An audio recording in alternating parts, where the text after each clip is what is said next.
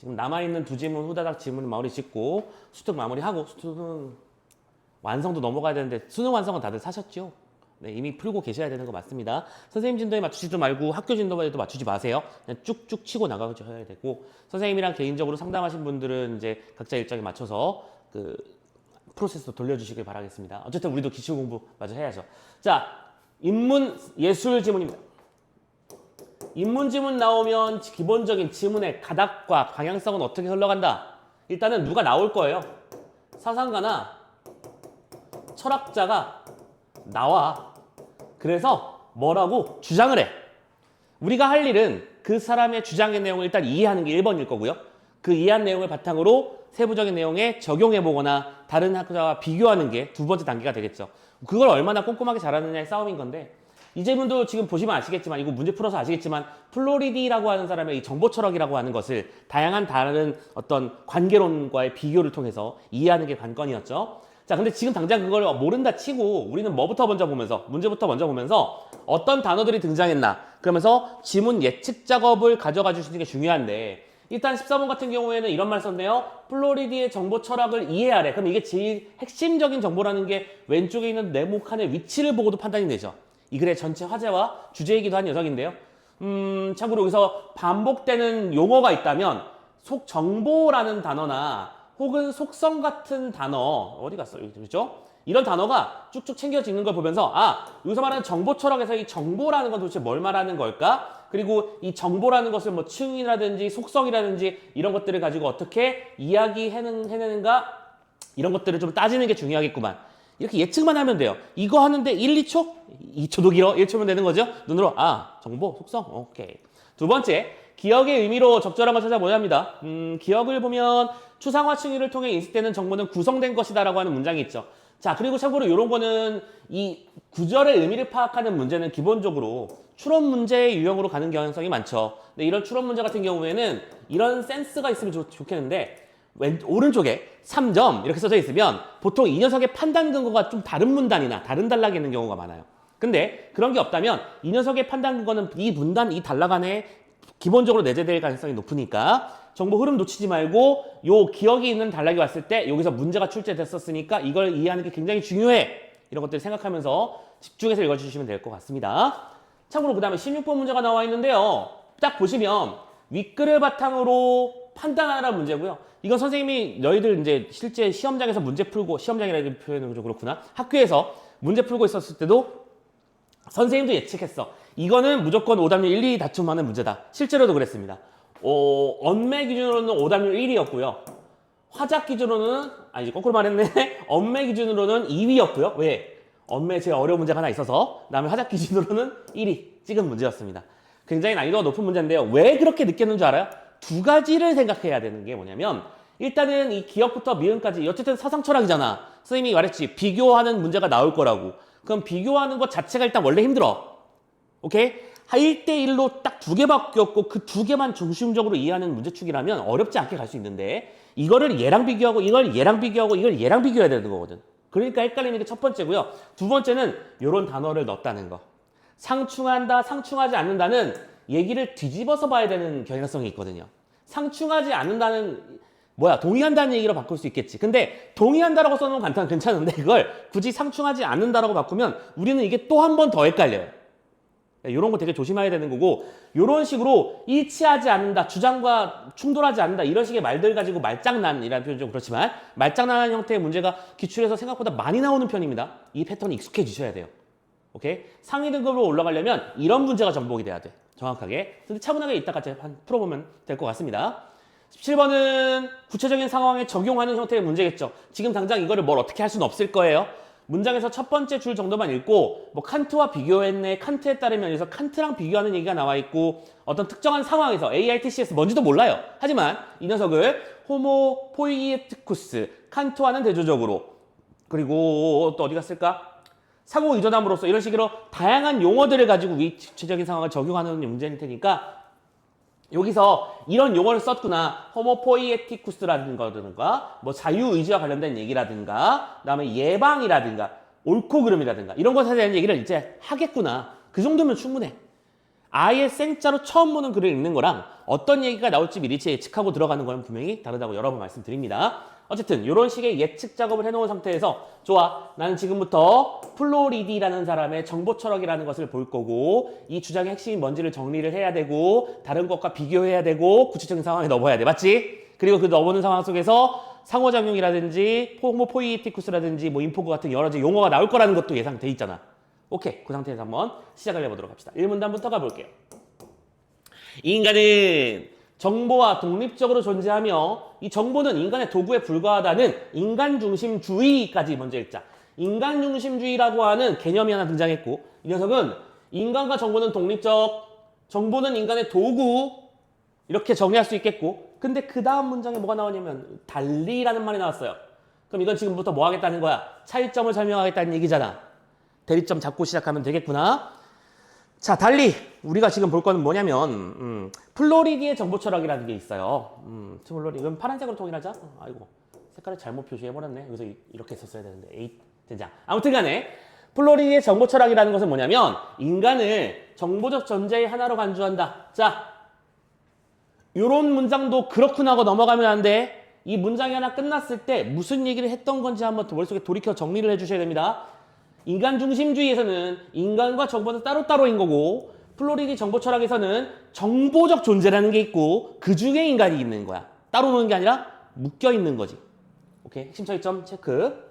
인간을 포함한 세계 내 모든 존재는 속성과 모든 존재라는 것은 그리고 이때 이런 수식어 잘 봐야 된다. 모든, 일부 이런 것들은 시험에 잘 나오는 용어들이거든. 모든이라고 지칭했어. 모든 존재라는 것은 속성과 행위라는 그 모든 것들이 뭐로? 정보로 환원된다.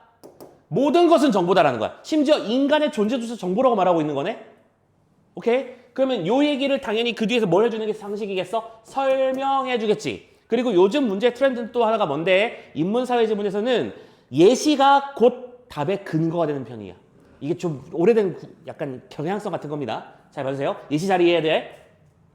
내가, 나라는 존재가 빵이라는 어떤 대상을 사는 행위를 하는 것이 있어. 이것은 내가 빵을 산다라는 정보라고 판단하는 거야. 내가 있고 빵이라는 대상이 있어서 이걸 어떻게 산다는 정보가 있는 게 아니라 내가 빵을 산다라는 정보가 하나 있다고 판단하자는 거야. 벌써부터 쉽지 않죠? 이렇듯 속성과 행위가 정보로 환원되는 이 정보적 존재라고 하는 것을 플로리디는 뭐라고 불렀냐면 인포그라고 불렀대요. 오케이? 정보적 존재 정의 인포그. 속성과 행위가 정보로 환원되는 정보적 존재. 이렇게 화살표로 그려볼까요? 네. 그래서 인포그라는 것은 정보적으로 상호 연결되어 뭐 한다고요? 영향을 주고받는 존재라는 거래요. 영향을 주고받다. 조금만 더 따라가 보자. 이때 상호 연결이 됐다는 것의 의미는 무슨 소리냐면 다른 정보를 변화시키는 행위자, 즉 주체. 이렇게 묶어볼게요. 이걸 주체라고 부르는 거고요. 인 동시에 플러스 다른 정보에 의해 변화되는 대상이기도 한 거야. 즉 아까 했던 말이랑 연결지어 볼 때 내가 있고 대상이 있어서 이 둘 사이에 정보가 오가는 그런 개념이 아니라 거대한 정보망 속에 내가 쟤를 뚜껑을 열었네 라고 하는 정보가 하나에 세팅된다는 얘기를 하고 싶었던 거겠지. 그리고 이때 이 선생님이 이걸 건드리고 이걸 건드린다는 것은 이 둘이 영향을 주고받았다는 것 그 전체를 통째로 묶어서 뭐라고 부르자? 정보라고 부르자 라고 말하는 거네요. 자, 얘도 들어줍니다. 내가 친구에게 빵이 맛있다고 말해서 친구가 그 빵을 샀어. 그러면 나의 음성 정보는 그 빵이 지닌 속성이라는 정보에 의해서 촉발된 대상이고요. 나의 음성 정보가 곧 뭐예요? 대상이면서 동시에 친구의 행위라는 정보를 발생시킨 주체이기도 한 거죠. 무슨 말인지 이해됐습니까? 오케이. 나의 존재가 다른 존재에게 뭐 할 수 있다? 영향을 끼치고 영향을 미칠 수 있다. 이런 말을 하고 싶었던 거겠네요. 그래서 이 플로리디는 정보적 지금 여러 번 반복해서 말하는 것 중에 핵심 단어 중에 요거 있죠? 상호 연결. 상호 연결에 의해서 구현되는 인포그의 하나로 본다는 점에서 인간을 별도의 범주로 분류하는 인간중심주의와 대비된다. 어떻게? 인포그의 하나다. 인간은 뭐다? 인포그의 하나다. 됐죠? 이렇게 해서 한 개의 문단을 끝냈습니다. 됐죠? 자, 여기서 여러분들은 판단을 하셔야 됩니다. 무슨 판단을 해야 돼? 아, 이해 잘 되고 있어. 무슨 얘기인지 따라갈 수 있어. 그럼 쭉 가면 돼요. 그럼 중간에 맥 흔들지 말고. 그런데 뭔 소리인지 모르겠어. 이게 뭐지? 싶을 때는 고민하지 말고요. 잠깐 숨 좀 돌리셔야 됩니다. 이때 한 1분 쉬라는 얘기가 절대 아니고 뭐를 보면서 일치불일치 같은 문제들을 살펴보면서 내가 지금 뭘 본 거지? 라고 하는 거를 살짝 스텝 작업을 해주면 되는 거죠. 지금 14번 문제에서 우리가 방금 봤던 단어들이 둥둥 떠 있는 애를 한두 개 찾을 수 있나 한번 찾아보는 거야. 찾을 수 있나? 14번 문제에서 둥둥 떠 있는 정보 중에. 자, 볼까요? 하나의 정보적 존재는 다른 정보적 존재들과의 상호 연결을 둘 이상 맺을 수 없을까요? 아닌데요. 매우 맺을 수 있다며. 이렇게 잠깐 숨 좀 돌리고 가는 거야. 1분 단위에서 근거를 찾을 수 있었고 이거는 답이 될 수 없잖아. 지금 여기서 반복했던 단어가 뭔데? 상호 연결에 의해서 구현되는 거라며. 근데 여기서는 상호 연결이 될 수 없다고 말했으니까 말이 안 되는 거잖아. 무슨 말인지 이해되셨습니까? 오케이. 2번도 해결될 수 있을걸? 사물이 지닌 속성과 마찬가지로 인간이 지닌 속성 또한 뭐로? 정보로 환원될 수 있다. 잠깐만. 정답이네? 그죠? 사물이 지닌 속성과 마찬가지로 인간이 지닌 속성. 지금 모든 속성이라고 하는 것은 상호, 그렇지? 어디다 썼어? 오케이. 나의 음성 정보가 속성이라는 정보에 의해서 촉발된 대상이면서 동시에 친구의 행위라는 정보를 발생시킨 주체라고 말했고, 그러면 사물이 지닌 속성과 마찬가지로 인간이 지닌 속성조차 전부 다 뭐로? 정보로 크게 치고 이 정보가 서로 상호 연결되어 있다고 바라보는 관점이 플로리디의 정보 철학이니까 3번 답인 거 잡고 다행이다 하고 가슴을 한번 쓸어내주시면 되는 거죠. 좀 오버였을까? 아닌 것 같아요. 참고로 2번도 잡을 수 있습니다. 인간과 영향을 주고받는 모든 정보는 모두 음성 정보야? 아니지. 음성 정보도 결국 정보 중에 하나인 거고 이 세상 모든 것은 정보다라고 말하는 거잖아. 그럼 2번도 잘못된 설명이라고 볼 수 있겠고 지금 한 문단 읽자마자 자연스럽게 이렇게 한 문제가 풀리는 것도 사실은 운이 좋은 상태라고는 볼 수 있어. 그런데 이렇게 지금 선생님이 말하고 싶은 건 뭐냐면 한 문단 읽고요. 정리하는 차원에서 일치불일치 보고 오는 작전을 쓰거나 아니면 쭉쭉 밀고 나가거나 이 두 개의 작전을 융통성 있게 좀 써주시면 좋겠다라는 말씀을 드리는 겁니다. 오케이. 그리고 가끔 이런 말을 하는 친구들이 있어요. 여기는 그래도 좀 미묘한데 가끔 이런 거 여러분들 문제 풀다 보면 와 이건 진짜 도저히 무슨 소리인지 모르겠어. 이런 것들 지문 겪는 경우 있을걸? 그럴 때는 쫄지 말고요. 그래도 우리말이잖아. 오케이? 그냥 그 지문 정보를 그냥 일종의 외계어처럼 인식하고 그 구조만 가지고 가는 방법도 있어. 오케이? X가 뭔지 이해는 안 되지만 X가 그렇다면 그런 같다고 그냥 문제를 풀어버리는 거야. 옛날에 선생님이 그 독서 지문이 많이 어렵다고 한 친구들한테 나중에 이제 극약 처방 같은 걸로 알려줬던 방법들이 몇 가지 있었는데 글쎄 근데 선생님 제 개인적인 의견으로는 요즘은 너희들의 독해 능력이 많이 좋아져서 과거에 비해서 이런 연습들을 많이 해왔기 때문에 왜냐면 기출이 너무 많이 쌓여있잖아. 그래서 옛날처럼 막 정말로 절망적으로 못하겠다는 수준은 아닐 거라고 예상이 되지만 아무튼 그런 식으로라도 어떻게든 한 문단 한 문단 따라오려고 이해하려고 노력하는 사람이 중요하다고 이거 선생님이 지난번에도 말씀드렸던 거 기억합니다. 오케이. 아무튼 그래요. 그런 극단적인 방법도 있지만 이 정도까지는 해결했으면 좋겠다라는 거. 정보 철학이라고 하는 건 이런 거구나. 정보까지만 판단하시면 되겠습니다. 자, 두 번째 문제로 넘어가서 이제 또 무슨 얘기를 하나 보자고요. 인간을 바라보는 관점의 차이는 오케이. 인간 중심주의에서는 누가 제일 중요한 거야? 인간이 제일 중심인 거잖아. 인간이 무슨 행동을 하는 거고 인간이 무슨 영향을 미치는 관계였다면 플로리디의 정보 철학에서 인간은 그런 다양한 정보들 중에 하나이고 이것이 서로 상호 연결돼서 영향을 주고받아 이 말한 거잖아. 그치? 이 말을 이렇게 어렵게 써놓은 거잖아. 자, 근데 그 관점의 차이는 뭘로 이어진다? 윤리학으로 넘어가자 이제 이 소리 하고 있는 거야. 윤리학 가봅니다. 존재함을 자 이번에는 색깔 좀 바꿔서 보라색으로 해볼게요. 존재함 즉 있음을 경험될 수 있다라는 뜻으로 정의하는 경험주의와 달리 계속 비교점이 만들어지고 있는 거 보이시죠? 이건 분명히 몇 번 문제에서 써먹을 게 뻔해. 16번 문제에서 써먹을 게 뻔하잖아. 잘 깃발 꽂고 다니시면 됩니다. 존재한다는 것은 경험될 수 있다라고 말하는 게 경험주의라고 본다면 인포그에서 말하는 있음이라고 하는 것은 상호 연결의 주체와 대상이 될 수 있다는 요거 이해돼? 아까 말했지만 선생님이 사탕을 사서 먹었더니 맛있어 라고 말했어. 이런 정보가 만들어졌고 이 정보가 다른 정보에게 주체에게 전달되면서 나도 그럼 저거 사 먹어야지? 오케이. 저 여배우가 저런 목걸이라고 나왔는데 겁내 예뻐 보이네. 나도 저거 사봐야지? 됐어? 모든 것이 정보로 연결됐다는 얘기를 하는 거야. 그래서 그러면 그때 이 존재나 저 존재나 그 존재가 모두에게 서로에게 영향을 끼칠 수 있다는 얘기. 배우들은 대중들이 그런 걸 좋아하는 걸 반응을 보고 앞으로 나는 이런 목걸이에 신경 써야겠다라고 생각하면 정보가 왔다 갔다 거린 거잖아. 이렇게 한다면 그러한 연결 속에서 인간을 비롯한 모든 인포그. 자, 이것도 굳이 정말 친절하지 않냐? 어디 갔어? 친절이라고 쓸게요. 지문이 나오는 대로 친절한 거예요. 왜냐면 인간을 비롯한이라는 말에 굳이 집어넣었잖아. 인포그에는 인간도 포함이라는 거 이미 위에서 알려줬는데도 한 번 더 말했어. 이거 놓치면 안 된다고 정보를 짚어주는 거야. 인포그에는 인간도 포함된다. 인포그들은 동일한 권리는 아니지만 이런 말정 주의겠죠? 이거 좀 색깔 좀 다른 식으로 바꿔보자. 동일한 권리까지는 아니야. 하지만 각자의 본성에 적합한 방식으로 있을 나름의 권리를 가진다고 플로리디는 주장한다. 자, 뭐라고 했어? 주장한다잖아. 별표. 주장 내용은 출제 요소야, 그치? 플로리디는 주장했어. 정보들은 있음의 권리가 있다는 거. 경험주의에서는 있다는 건 경험될 수 있어야만 있는 거지만 정보 철학에서는 있을 수 있는 권리가 모두에게 있다. 이 사탕이 맛있다는 정보도 있을 수 있는 권리가 있다는 거야. 무슨 말인지 이해했어? 그녀의 목걸이가 예쁘다는 정보도 있을 수 있는 권리가 있다는 거죠. 오케이. 그래서 다만 이런 제한 조건은 걸었어. 조건. 모든 동일한 거는 아니야. 됐지? 그래서 자유의지를 지닌 인간만을 도덕행위자로 인정하는 칸트 윤리학과 오와 또 다른 얘기가 나오네. 자유의지를 지닌 인간만을 도덕행위자로 인정하는 칸트 윤리학. 색깔을 좀 또 다르게 써야 되는데 얘들아 잠깐만요.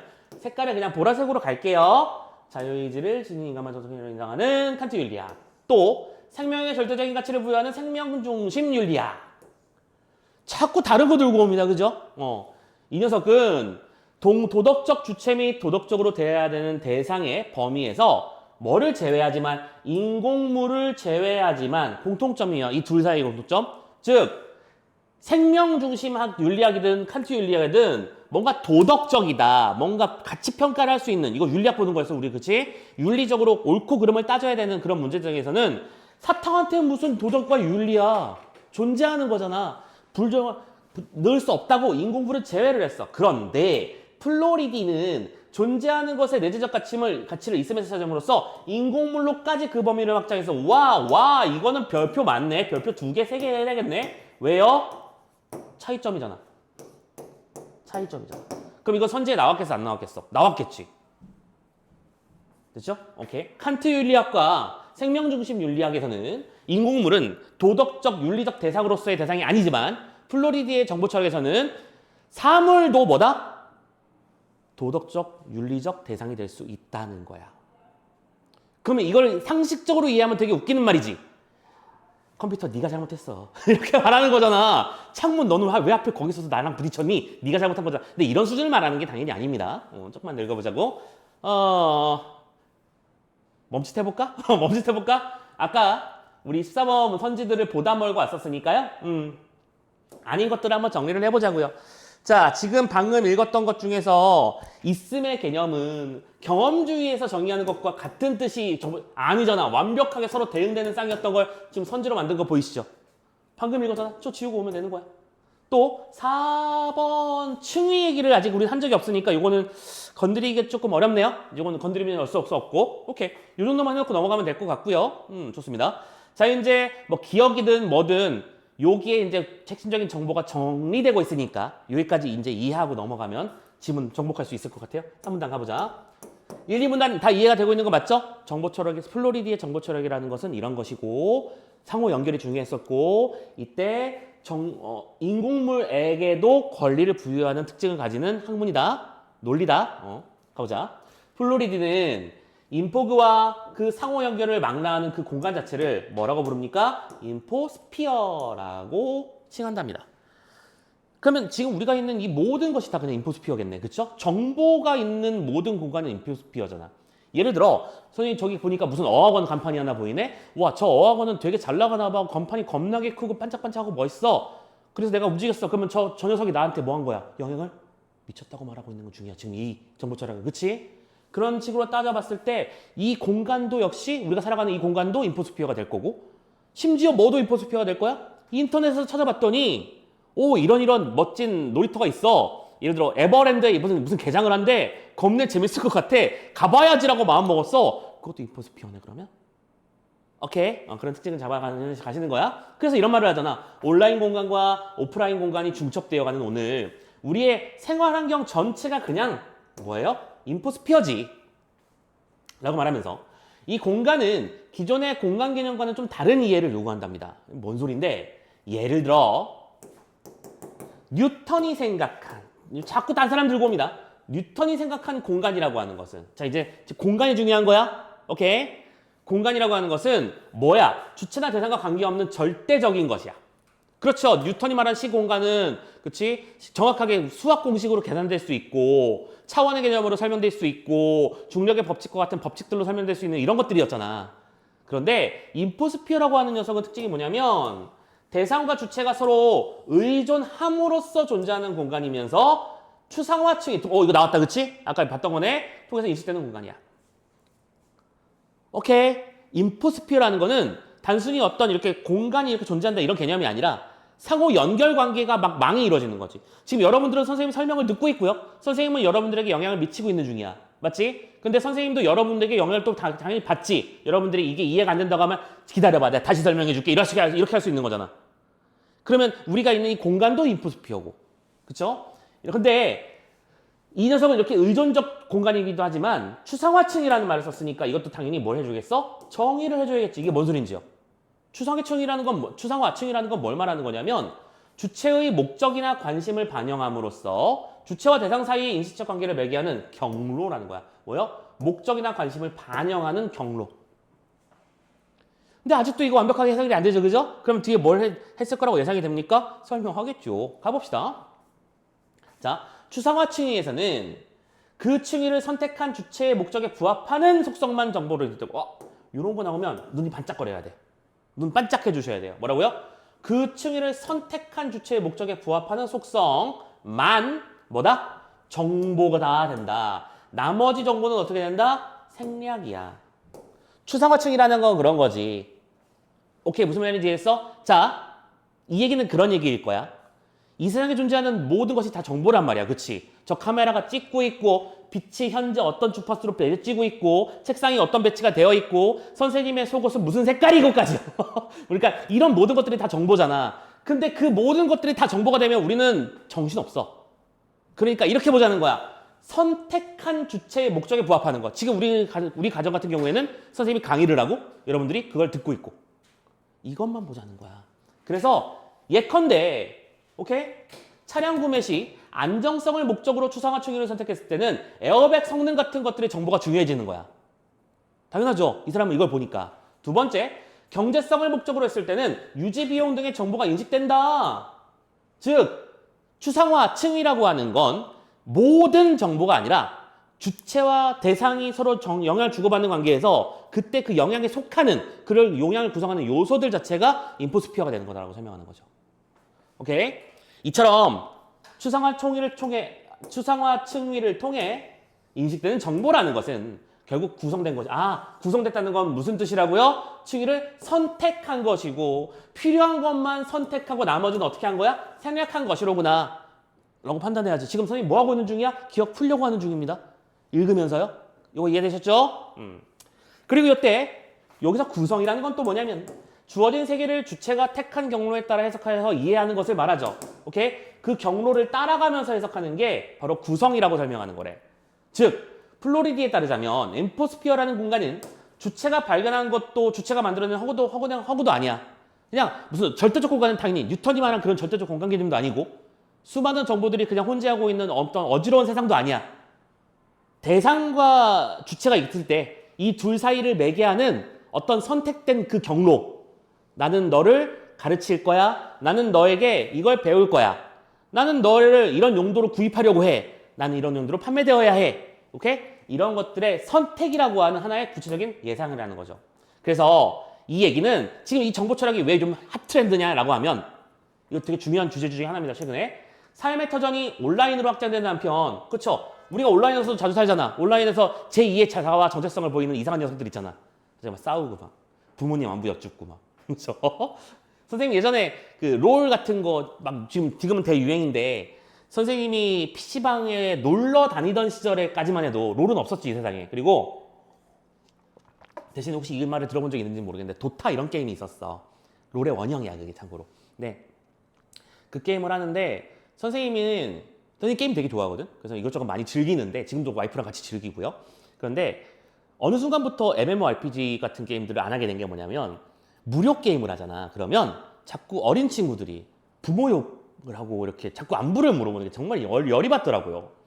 내가 이 녀석들이랑 이렇게 싸우고 있어야 되나 싶어가지고 참고로 도타도 그때 그래서 아예 난 내가 할 게임은 아니다 하면서 버려버린 거고, 그렇지? 선생님은 둘 중에 하나를 했지. 차라리 돈을 결제하면서 하는 게임.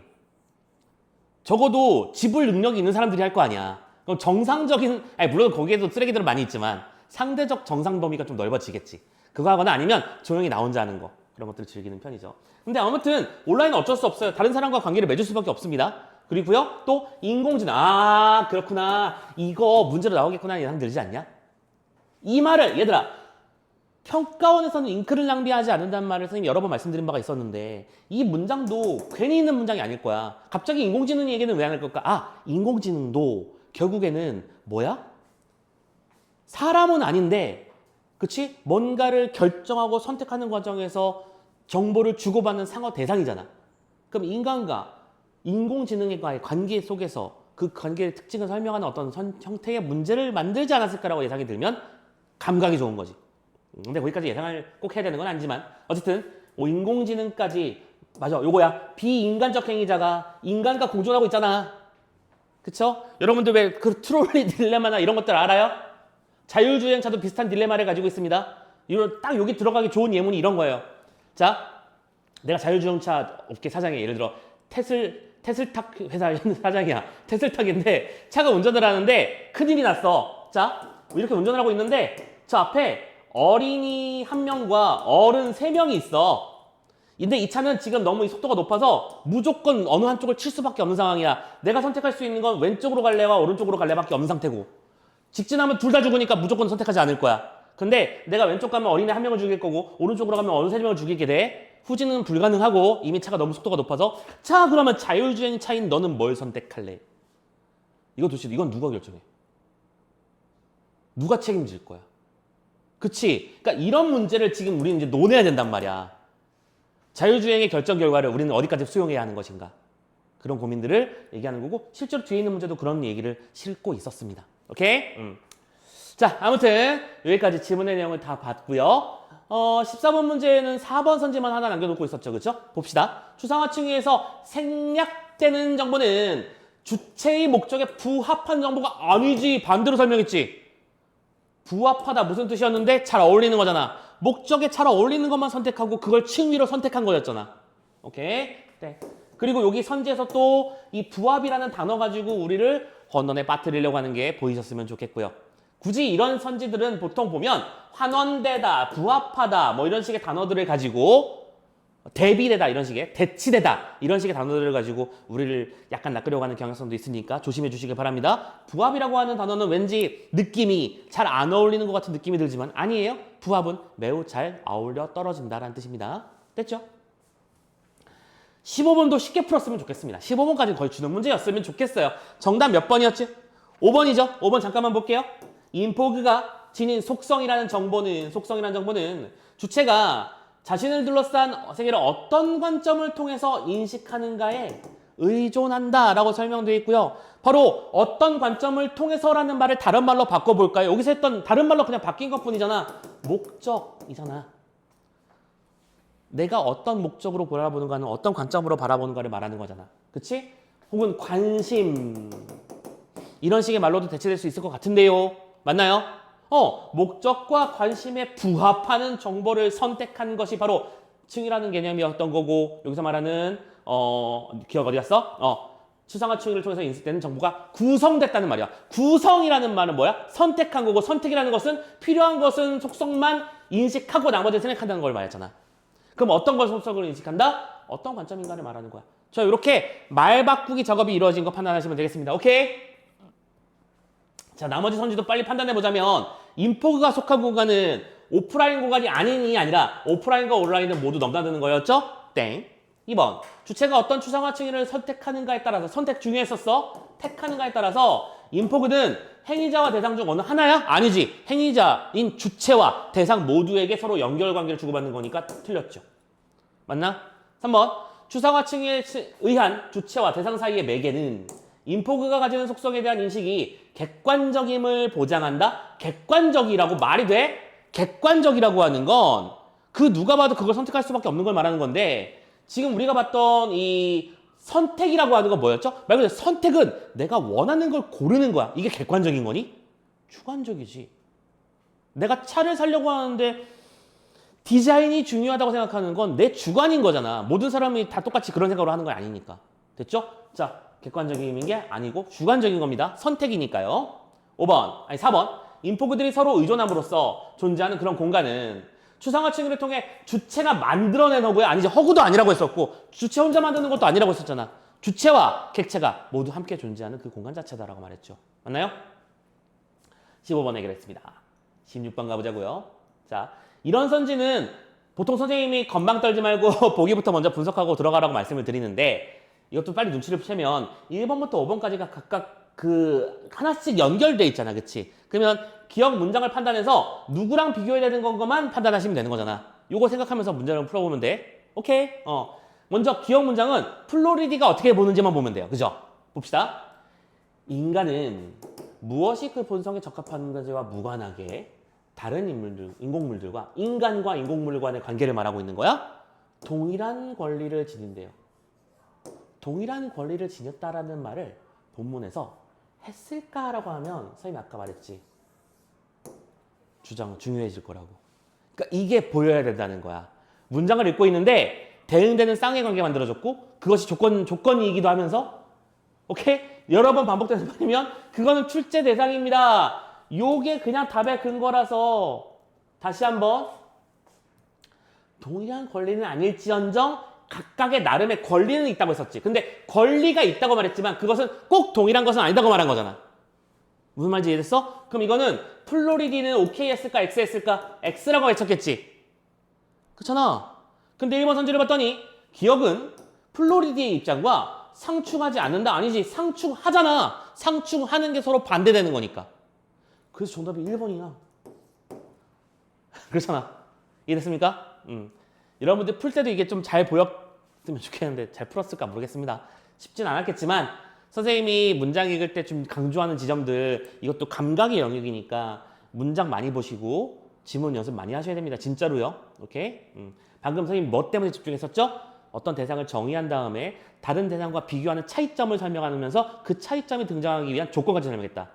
조건절, 대응상은 출제 요소다. 이거 우리 지지난주부터 얘기했던 거야. 지금 맞지? 오케이. 잘 기억해야 돼. 그래서 1번이 정답 잡으시면 되겠고요. 2번부터 나머지 봅시다. 니은도 누구 보면 돼? 플로리디를 보면 돼요. 그죠? 가봅시다.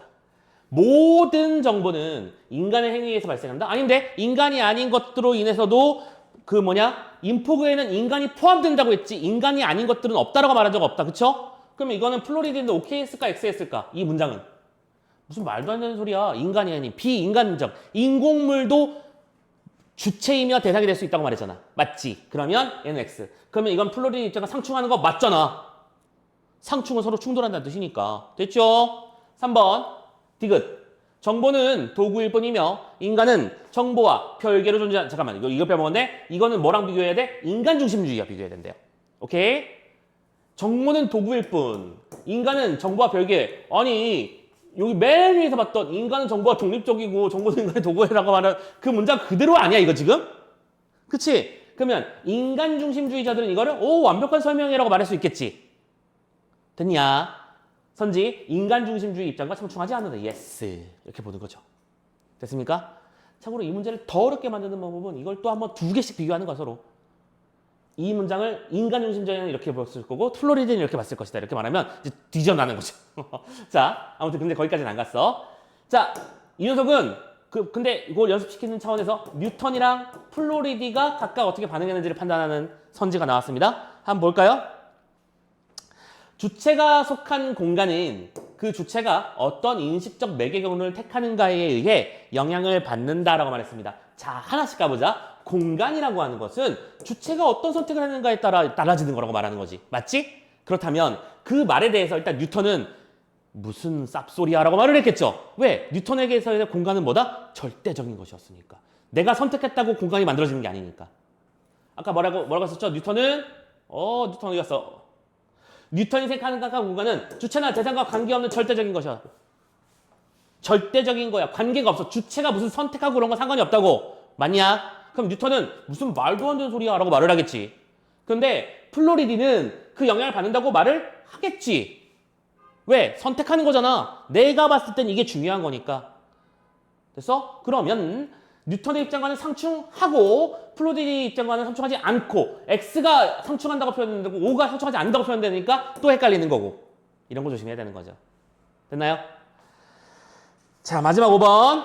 이건 또 역시 생명중심 쪽이랑 플로리디를 비교해야 되는 거네. 가봅시다. 인공물은 도덕적으로 대해야 되는 대상이 아니다. 일단 생명중심주의에서는 인공물 자체는 생명 자체가 아니기 때문에 우리가 무슨 신경 써야 되는 대상 요소 자체가 아니겠지요. 오케이? 그러면 아니다라는 게 맞다라고 말할 거지. 판단을 잘 꽈야 돼. 근데 플로리드는 어떻게 생각해? 인공물도 도덕적으로 대해야 될 수 있다. 왜? 인공물에까지 그 주체와 객체가 될 수 있는 대상의 범위를 확장시켜놨으니까. 그러면 그렇지. 아니 잠깐만. 그렇지가 아니지. 이 말은 잘못된 말이지라고 말했겠지. 됐죠? 이렇게 해놓고 그러면 이 미음은 생명중심 윤리학과는 상충하지 않는 거 맞고요. 플로리디와는 상충하는 게 맞으니까 얘가 X를 했겠지. 이렇게 판단해야 되는 거. 되셨나? 자, 오케이. 난이도 제일 높았던 문제였는데 생각보다 수월하게 풀리는 그런 과정들을 보고 이해를 해줬으면 좋겠다라는 생각을 합니다. 됐죠? 야, 벌써 힘들면 어떡해. 자, 마지막 문제야, 마지막 문제. 요거 하고 쉬어갈게요. 자, 이런 보기 적용 형태의 문제를 풀 때 제일 중요한 건 뭐다? 상황 판단하는 거야. 무슨 말을 하고 싶었던지 구체적인 상황에 적용하는 거니까. 자, 가봅시다. 이 상황에서 이 문제의 출제자 의도가 뭔지를 파악하면 답이 아마 범위가 뭉글러집니다. 플로리디랑 학생이 어떤 대화를 나눴다고 쳐볼게요. 선생님의 강연을 칸트와 비교해서 듣고 나선 책임의 소재가 궁금해졌어요. 자, 가정을 해봤습니다. 자동으로 작동하고 작동 규칙도 변경할 수 있지만 자유의지는 없는 인공지능 교통 통제 시스템인 AITCS. 그냥 AI라고 부를게 이제부터 편하게. AI가 있는데요. 이 녀석이 오히려 교통 혼란을 일으켰다고 한번 해보죠. 자, 그러면 이 플로리디는 하나 생각해보자. 이 AI가 교통을 컨트롤했으니까 영향을 미친 거 맞지? 대상이 될 수 있는 거 맞지? 그리고 스스로가 주체이기도 했지? 지금 차는 멈추세요. 다음 차 들어가세요. 이렇게 말한 거니까. 됐냐? 오케이. 자, 가봅시다. 그 염두에 두시고 가보자. 칸트에 따르자면 자유의지가 있다는 것은 행위에 대해서 도덕적 책임을 질 수 있다는 뜻이죠. 칸트는 그렇게 말했대요. 이건 여러분들 헷갈리라고 넣어놓은 말이겠죠. 그렇죠? 근데 중요한 건 플로리디의 말이야. 학생이 예를 든 시스템이 자, 가자. 혼란에 대한 책임을 질 수는 없지만 이라고 말했어요. 이거는 방금 봤던 문장과 연결시켜야지. 그러면 혼란에 대한 책임을 질 수 없다는 얘기는 시스템은 역시 뭐라고 생각한다? 자유의지가 있는 것이 없다라는 건 나도 동의한다. 그 말이잖아. 그러니까 책임을 질 수 없는 거죠. 이해되니? 이 말을 번역해. 자유의지가 없음이라고 번역해주래. 그리고 그렇지만 나는 대신 칸트와 달리 차이점입니다. 그 시스템이 도덕 행위자에는 포함될 뿐만 아니라 옳고 그름까지 평가될 수 있다고 봐요. 자, 뭐가 나오고 있어요? 공통점과 차이점을 얘기하고 있는 거잖아. 그치? 칸트와의 공통점. 뭐예요? 책임을 질 수 있는 자유의지는 없다. 쓸게요. 없다. 라고 본다는 거야. 자유의지가 없으니까 책임질 수 없지. 됐나? 하지만 옳고 그름 평가할 수 있어요? 이처럼 정보화 사회에서는 책임을 질 수 없는 도덕행위자가 늘어나는 한편 더 많은 정보를 공유하게 된 인간은 예상되는 결과를 예방적으로 관리하고 전체 인포스피의 번영을 감독해야 될 책임이 생기는 겁니다. 그래서 인포스피어에 책임이 있는 이 관리자로서의 인간을 나는 뭐라고 부른다? 아, 여기서 나오는 거였구나. 호모 포이에티쿠스라고 부른다는 거죠. 즉 인간은 이제 인간이 아닌 존재와도 관계를 주고받고 설정해야 되는 역할에 놓여 있으므로 그 존재들을 규정하고 감독하고 관리를 해줘야 되는 것이 역시 인간의 역할이다 라고 보자는 거죠. 됐죠? 자, 그러면 이 요소들을 가지고 선지를 만들었을 거야. 그치? 하나씩 지워보도록 합시다. 오히려 16번보다 쉽긴 했었는데요. 참고로 이 문제도 오답률 전체 기준으로는 5위 정도를 찍었습니다. 아마 지문에 대한 이해가 완벽하게 뒷받침이 안 되면 흔들흔들 거릴 수밖에 없는 건 사실이긴 하겠죠. 근데 답의 포인트는 너무 빨리 보였으면 좋겠어. 일단 1번부터 볼게. 이 AI는요. 호모포이에티쿠스에 속하지 않으면 벌써 틀렸지. 그치? 잘못된 말이지. 우리 지금 적절한 거 고른... 잠깐만. 미쳤나봐? 쏘리. 이게 아니고 인포스피어러라고 해야지. 미안해요. 딴 거랑 착각했어요. 자, AI는요. 호모포이에티쿠스에 속하지 않으며 여기까지는 맞는 말이죠. 왜? 호모포이에티쿠스라는 거는 그 정보랑 어떤 대상물들을 관리하고 감독할 책임이 있는 존재로서의 인간을 상징하는 거였으니까. 됐죠? 속하지 않으며 칸트 윤리학에서 도덕 행위자로서의 지위가 인정될 자격을 갖지 않는다고. 그렇지. 지위는 인정되지 않아요. 왜? 도덕 행위자라는 뭐라고 했었어? 아까 이름이 뭐야? 혼란에 대한 책임을 질 수 있는 자유의지가 없기 때문이다. 맞죠? 1번은 그래서 옳은 말 볼 수 있습니다. 자, 근데 2번 보세요. 칸트와는 대조적으로. 자, 눈 잘 집중해. 대조적인 차이점을 말해야 돼, 지금 이거는. 그런데 자유의지를 지니지 않은 비인간 행위자인 이 AI에는 교통 혼란에 대한 책임을 지을 수 없다고. 자유의지를 지니지 않은 것. 자, 잠깐만. 요거만 잠깐만 지우고 봐봐. 자유의지를 지니지 않은 이 비인간 행위자인 AI는 교통혼란에 대한 책임을 지을 수 없지. 맞지?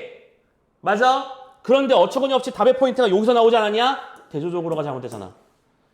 아까 봤잖아. 이건 공통점이라고. 그치. 그래서 정답이 2번이잖아. 오케이.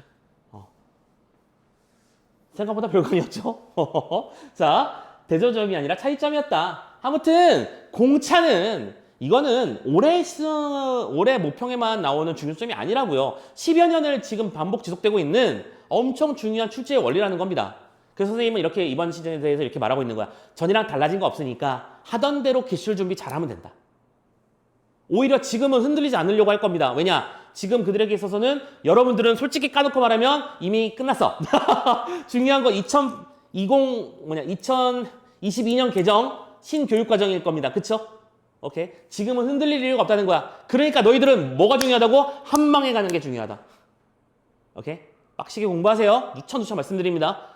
시간 아까워하시고 오케이. 고민을 많이 하시기 바랍니다. 나머지 선지도 좀 보고 나서 잠깐 쉴게요. 자, 3번 AIT, CS와 같은 인공물이 둘 모두에게 바람직하지 않은 결과를 초래하지 않게끔 예방적으로 관리할 책임이 포이에티쿠스. 맞잖아 이거.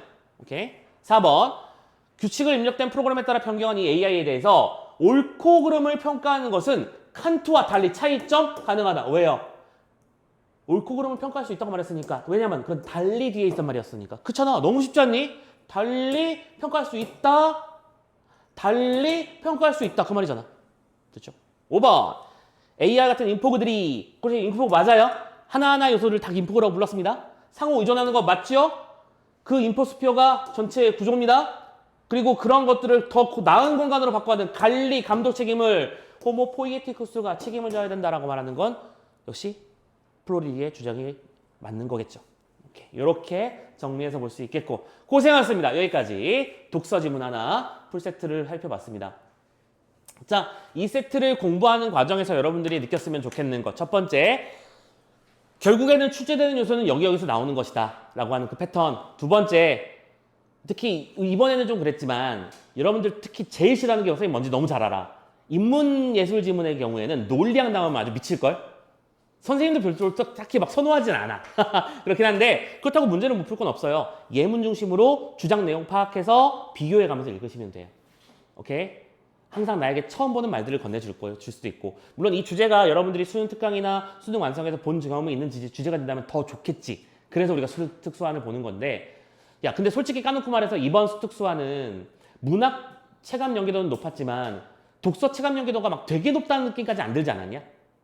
그렇지? 딱 선생님도 예전에 딱 이 정도의 수준으로 회귀한 건 아닌가라는 예상을 하는데 그건 9월까지 봐야 돼서 함부로 말을 못하고 있는 것 뿐이고, 어쨌든 간 이런 일이 벌어지고 있으니까 자, 기출의 유형에서 크게 벗어나는 건 없었어. 공차 중심으로 읽고 내용 정리, 구조 잘 파악하시고 출제될 만한 포인트를 미리 집중할 수 있는 그런 센스와 감각이 길어질 때까지 반복 연습 많이 하시고 했으면 좋겠습니다. 오케이? 자, 고생하셨고 잠깐 숨 좀 돌리고 나서 우리 뒤쪽에 남아있는 한 질문만 더 마지막으로 하도록 합시다.